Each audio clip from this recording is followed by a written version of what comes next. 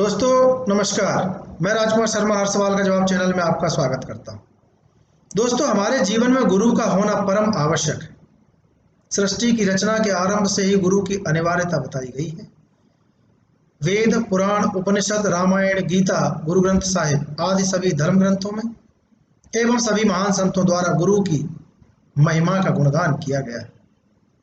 वास्तविकता में गुरु का दर्जा भगवान से भी ऊंचा होता है।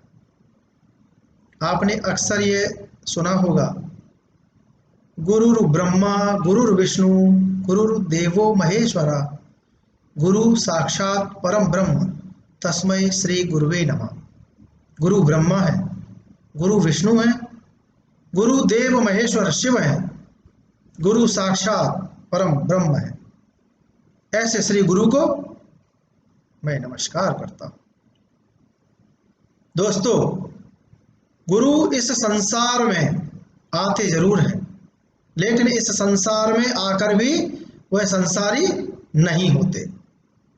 जिस प्रकार एक जेलर अपराधियों को मुक्त कराने के लिए कारागृह में जाता है, लेकिन उसके बाद भी वह अपराधी नहीं होता, वह कैदी नहीं होता, ठीक उसी प्रकार गुरु इस संसार रूपी कारागृह से मुक्त कराने के लिए आते हैं।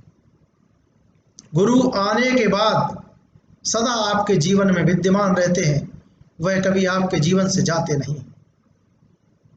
अपने शिष्य को अपनी मौजूदगी का आभास हमेशा कराते रहते हैं। दोस्तों, गुरु के बिना इस संसार रूपी भवसागर को कोई पार नहीं कर सकता। गुरु बिनु भव निधि तरहि न कोई, जो बिरंचे शंकर सम होई। दोस्तों, भले ही वह व्यक्ति ब्रह्मा या शंकर के समान क्यों न हो, परंतु गुरु के बिना इस भव सागर को पार नहीं कर सकता। गुरु का होना जीवन में परम आवश्यक है। गुरु हमको ज्ञान प्रदान करते हैं, गुरु हमको भक्ति प्रदान करते हैं, गुरु हमारा हमसे परिचय करवाते हैं।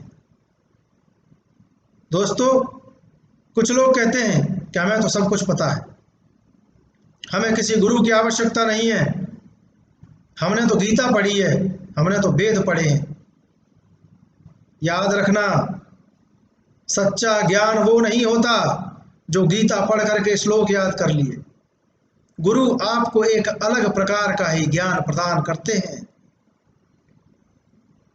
ज्ञानी रावण का नाम तो आपने सुना ही होगा, लेकिन आपने देखा उसकी कितनी दुर्दशा हुई। वह भी शिव जी का ध्यान करता था, ओम नमः शिवाय जपता था, और भगवान राम भी शिव जी का ध्यान करते थे। परंतु रावण की दुर्दशा क्यों हुई? क्योंकि उसके जीवन में कोई गुरु नहीं था, उसको संस्कार नहीं मिले, उसको गुरु की कृपा नहीं मिली। और राम जी, उनको बचपन से ही गुरु वशिष्ठ जी मिल गए थे, उन्होंने उनको संस्कार प्रदान किए। अगर हम ये कहना चाहें कि जिस पर गुरु की कृपा नहीं हुई, जिसको गुरु से ज्ञान नहीं मिला, वो रावण है, और जिसको गुरु की कृपा प्राप्त हुई, जिसको गुरु से ज्ञान मिला, जिसको संस्कार मिले, वह राम है। दोस्तों, रावण ने तो चारों वेदों की व्याख्या कर डाली थी। यह बात मैं आपको इसलिए बता रहा हूं कि वह लोग ध्यान से सुने, जो लोग 4 श्लोक याद करके ये समझते हैं कि वह ज्ञानी हो गए हैं। उस रावण ने वेदों की और शास्त्रों की व्याख्या कर डाली थी, लेकिन अपने आचरण में वेदों का एक अक्षर भी उतारा नहीं था। यह ज्ञान, यह जानकारी अपने आचरण में उतारने के लिए गुरु की परम आवश्यकता होती है। गुरु बिनु मुक्ति पंथ नहीं पावे, गुरु बिनु नर 84 जावे। दोस्तों, 84 लाख योनियां पार करके आपको यह जीवन मिला है। इसको यूं ही व्यर्थ, यूं ही निरर्थक मत जाने देना, क्योंकि आपकी एक गलती आपको फिर से उसी भंवर में, 84 लाख के भंवर में पहुंचा देगी। गुरु के बिना ज्ञान प्राप्त करना संभव नहीं है।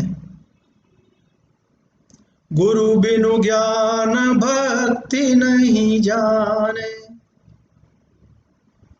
दोस्तों, गुरु के बिना ज्ञान नहीं मिल सकता, भक्ति नहीं मिल सकती, और गुरु बिनु आत्म नहीं पहचाने। आप अपने आप को नहीं पहचान सकते गुरु के बिना। गुरु आपका आपसे परिचय कराते हैं। गुरु किताबी ज्ञान नहीं देते। गुरु तो एक अलग प्रकार का ही ज्ञान देते हैं, जो आप गुरु के मिलने के बाद ही उसका अनुभव कर पाएंगे। लोग पुस्तकों से मंत्र पढ़ लेते हैं, इंटरनेट से मंत्र निकाल कर पढ़ लेते हैं, लेकिन दोस्तों याद रखना, पुस्तक में लिखा हुआ मंत्र घुन के समान है। उसमें कोई शक्ति नहीं होती, शक्तिहीन होता है।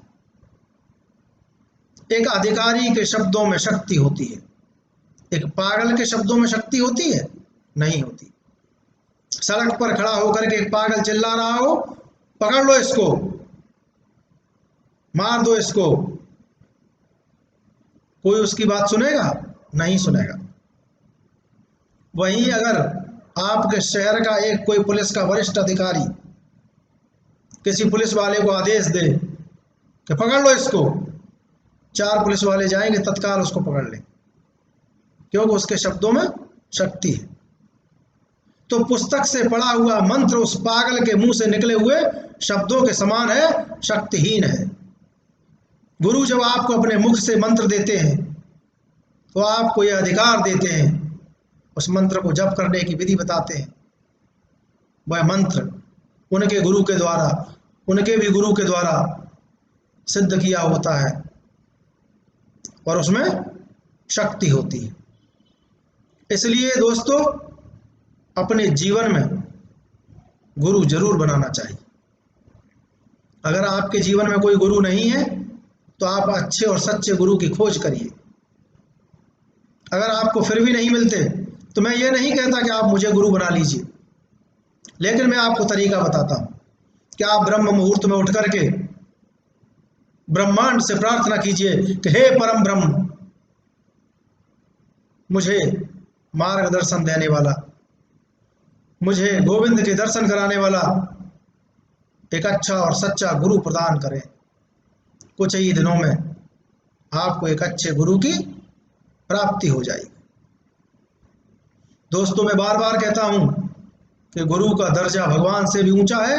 आपने एक बात सुनी होगी, संत कबीरदास जी का दोहा, गुरु गोविंद दो खड़े काके लागू पाए, बलिहारी गुरु आपने गोविंद दियो बताए। गुरु और गोविंद अर्थात भगवान साथ साथ खड़े हुए हैं। बड़ी दुविधा है कि किसको शीश पहले झुकाऊं, किसको अभिवादन पहले करूं, किसको प्रणाम पहले करूं। तो दोस्तों, सबसे पहले गुरु को प्रणाम कीजिए। भगवान भी यही कहते हैं। क्यों? क्योंकि उस गुरु की कृपा के कारण ही आपको गोविंद के दर्शन हुए। दोस्तों, तुलसीदास जी ने भी श्री रामचरितमानस में कहा है, जे गुर चरण रेणु सिर धरहि, ते जनु सकल विभव बस करहि। जो लोग गुरु के चरणों की रज अपने मस्तक पर धारण करते हैं, वे लोग मानो संसार के समस्त ऐश्वर्य को वश में कर लेते हैं। दोस्तों, साधारण जिंदगी में भी आपको पढ़ने लिखने के लिए एक शिक्षक की, एक गुरु की आवश्यकता होती है। और जब आप आध्यात्मिक स्तर पर ज्ञान प्राप्त करना चाहते हैं तो आध्यात्मिकता की जो राह है वो बिना गुरु के आप पूर्ण नहीं कर सकते। इसलिए आपको जीवन में गुरु आवश्यक रूप से बनाना चाहिए।